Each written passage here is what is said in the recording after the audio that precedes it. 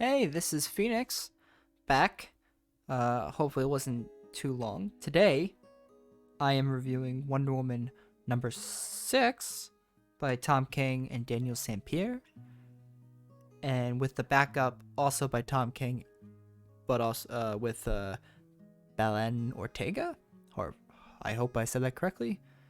Um, I'll say this right off the bat. One, it's a quick review, but two, another must read. This one's an action book. Specifically, I mean, like it's all action. This book, it's amazing. I'm happy we have an action sequence. I mean, we've had it, but this whole book is just one versus all. It's Wonder Woman versus the pawns of this evil, King of America. Let's see. First off, I'll probably show it while I'm talking about this.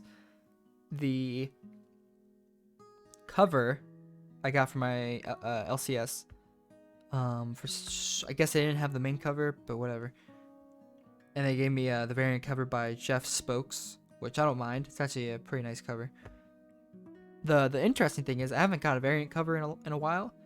And I guess as of this year, they've been putting the Type A cover, cover A, whatever you want to call it, the main cover, right under the variant cover. Like, so when you open the page, you see the main cover with a very thin paper quality. I don't know why they do that. It's weird. I don't really care for it, but at least I have it in the book. But let's get into it. So Wonder Woman's talking to Steve, just talking back and forth, chill conversation, trying to, you don't really see a lot of Steve yet until now. But then you find out Steve's there because he's actually under mind control to an extent. But Dr. Psycho and whatever the other guy's name is, Triangle Man, who the hell knows? And when that happens and he gets knocked out, his last words are that they're here. And this amazing, gorgeous page where you see Giganta's hand come out of the floor, and they're specifically in Washington D.C., the D.C. Mall area, the walkway. And I've been there finally a couple years back, so it's pretty interesting to see it and what they demolish of history. And you can see her hands coming up, and the king guy, the King, American King, whatever the hell, the sovereign, of course, is talking to is talking to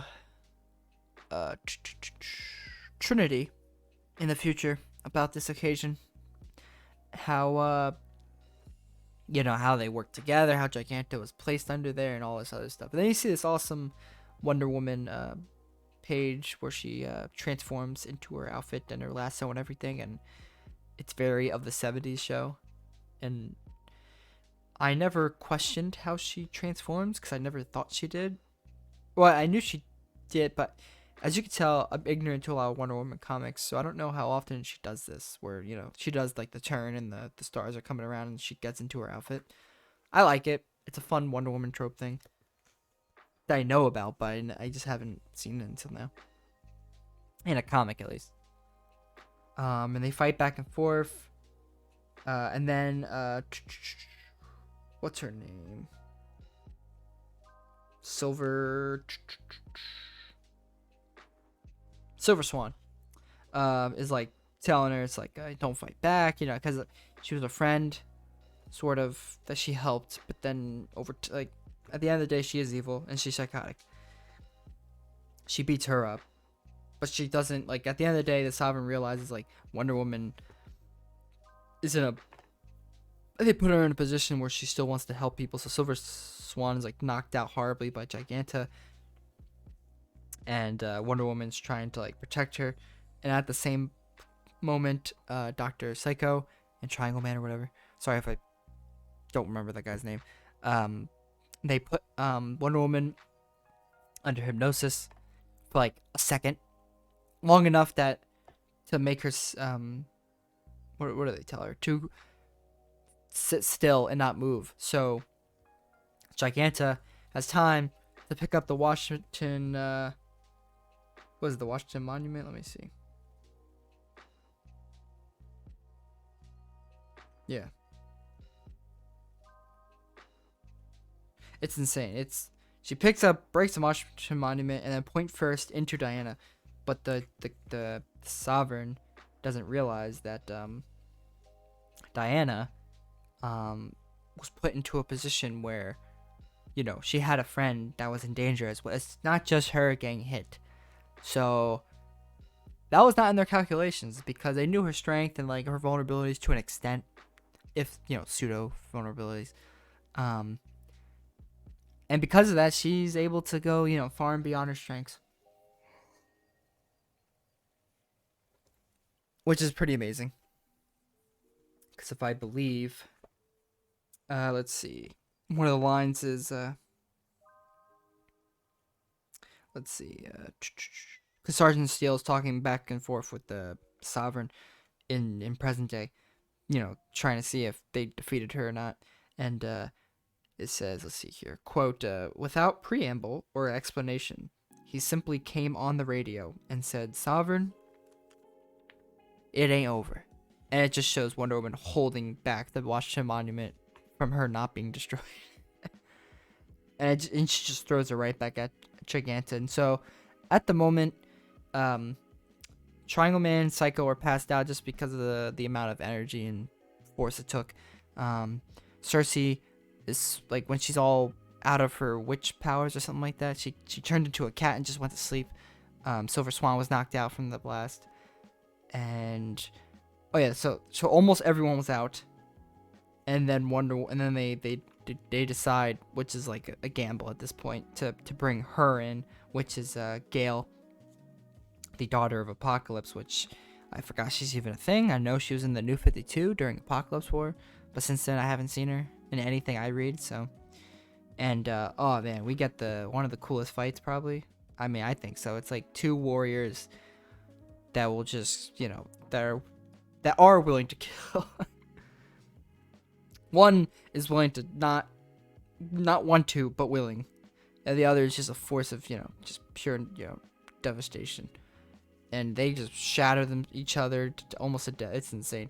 And while they're fighting back and forth, Sergeant Steele, I think it's a woman, looks like bracers too, so like some Amazonian maybe, puts their hand on him, and he's like taken out of like the fighting area, which I wonder where he's like, who took him. And it is the bloodiest book. I mean, I beamed the Wonder Woman. It's carnage. It's what I'm saying is not gonna give the amount of what the art is. So I'll just put it up or find pages that I can. Man, I am loving this. And then of course, Gail thinks it's over for her at the end, and she's telling her it's like you're gonna be nothing but dirt after this or something like that. And she's like, no, not dirt, clay. They say Mother made me from water and clay and hope. And then at the end, it's like, oh, you just gotta die. It's like, no, thank you. She just beats Gale up, and then Wonder Woman was able to destroy it. Like, they're all done for it. And because of that, though, she was, the Sovereign technically won in this moment, because she was knocked out as well. But the Sovereign, looking back, talking to I forget names. Trinity for now. As he's talking to Trinity, he's like, well, we made one of the biggest mistakes at the time. We did not think what would happen. And I can't wait for it. The issue ends, it's just saying, let's see, and she was ours, or so she had us believe, the clever girl, as she took one more step toward our inescapable debasement. Dear God, what a fool we were. What a fool we were. Oh, why did I keep saying that wrong? Dear God, what a fool we were. No, Where are we? Jesus, 2 W words. And then it goes to the backup, which is just a fun Damien John again with the Trinity.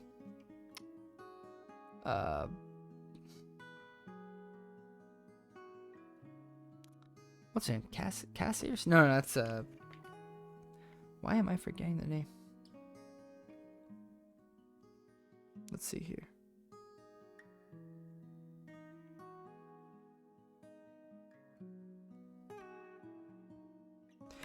But yeah, they just try to put Trinity to sleep, and they have like fun stories, and Damien explains to her as a bedtime story what Final Crisis was, and it's just Darkseid like pooping his pants almost from Damian Wayne. Oh, her name's Lindsay, right? I think. This is off the cuff. Looking back as I'm reading this, I read it once.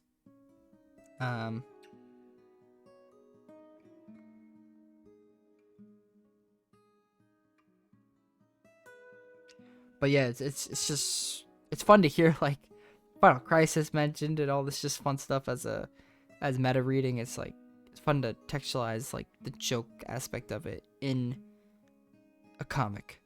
I mean, in continuity. Well, who knows if it's continuity or not? We assume. We still don't know who's the father and all that stuff, or if, this future does happen or not. But it's fun.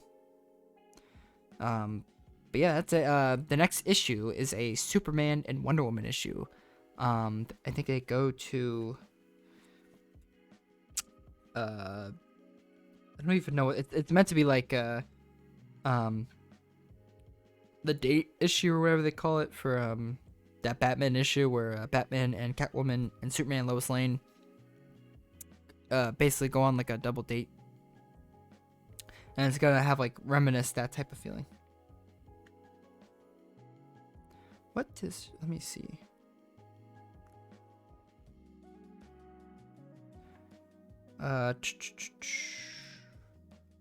It is to be continued in Wonder Woman number 8 as we take a break next issue for Wonder Woman, Superman, and the Space Mall.